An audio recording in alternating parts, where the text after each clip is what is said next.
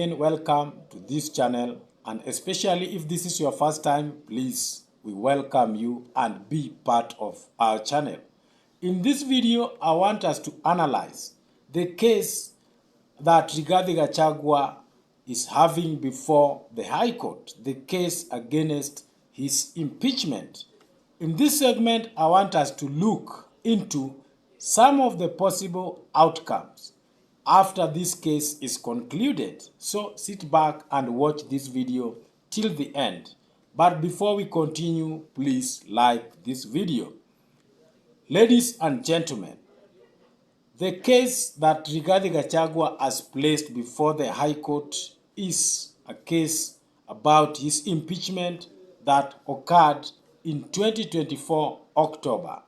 And Rigathi Gachagua has pleaded with the court to grant some of his prayers. And the judges will look into this case after hearing both parties presenting their cases or their issues. And thereafter, the judges will have a duty to do in terms of determining this case. And Kenyans are watching and waiting for what is going to come out next after the case is concluded.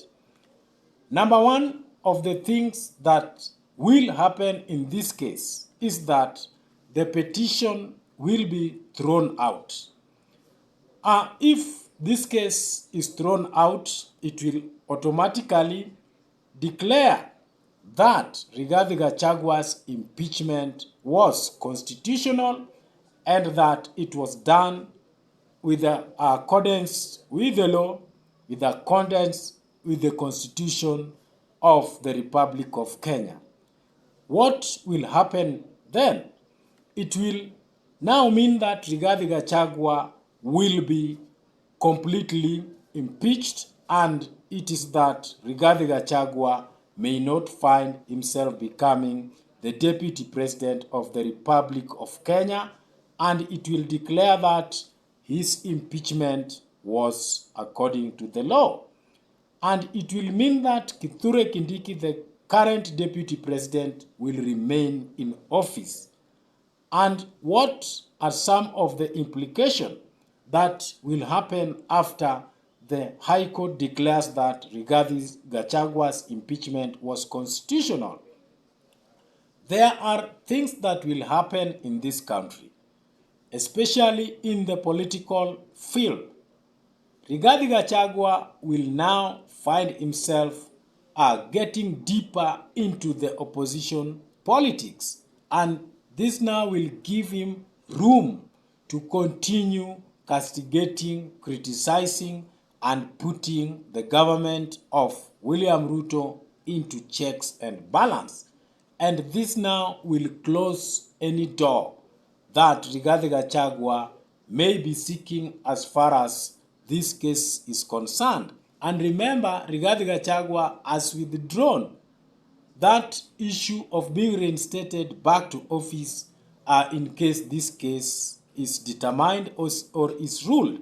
I don't know whether the law will take its course in case it is declared that Rigathi Gachagua's removal was unconstitutional.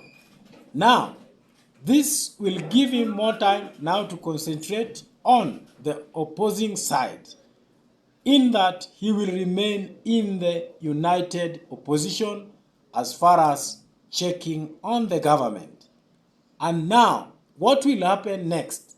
It will prove that Rigathi Gachagua is rightfully removed from the office, and I think his backing as far as the pursuit of this case is concerned will also drop, because remember, there are parties who have some interest as far as this case is going to be determined, and maybe there are some people who are waiting to gain. Now, Rigathi Gachagua has placed a prayer before the court to request the court to compensate him for the damages that occurred during the impeachment, and he has also prayed with the court to declare his removal or his impeachment as unconstitutional. Ladies and gentlemen, another outcome that will be there when the judges determine this case is that the judges may upheld this case, and they will find that the Rigathi Gachagua's removal was unconstitutional and it was not according to the laws of the land. Now, this is the question now. There is an issue. In case the court finds that his removal was the violation of the constitution, then Rigathi Gachagua will be a happy man. Why will Rigathi Gachagua celebrate? This is because the parliament, that is the National Assembly, will be found at the corridors of law that the National Assembly did not follow the constitution as far as the impeachment of Rigathi Gachagua was concerned, and this will bring other aspects of law or other aspects of justice in place. And it will also find the Senate in a wrong side that they did not follow the right procedure as far as removing Rigathi Gachagua from the office is concerned. And these two houses will find themselves being weakened constitutionally and even legally. These two houses may find themselves having some issues as far as the merit is concerned when it comes to impeachment. Now, what will happen politically? Rigathi Gachagua have said that he doesn't want to go back to the office. He is not interested with going back to the office of the deputy president. In case this judgment upholds Rigathi Gachagua's case, it will mean that Kithure Kindiki, the current deputy president, will have to vacate the office because he will be declared illegally holding the office of the deputy president. And therefore, this is going to open another chapter of legal processes and procedures in this country. The question is, if Kithure Kindiki, Professor Kithure Kindiki, is going to vacate the office, it means that Kenya will have to appoint another deputy president, and President William Ruto must prepare himself to appoint another deputy president to replace Kithure Kindiki, because that is what the law says. Because Rigathi Gachagua has declared that he is not interested with his reinstatement back to the office. The last outcome, will the High Court compensate Rigathi Gachagua for the damages? Because it is clear that Rigathi Gachagua is demanding compensation as far as his impeachment was done. And he believes that this was an unconstitutional process. There was no fair hearing. The procedure was hurriedly done, and Rigathi Gachagua has prayed with the court for damages. The question is, will the High Court grant Rigathi Gachagua's prayers as far as his compensation is concerned? And in the entire thing, how will Rigathi Gachagua find himself now relating with the united opposition?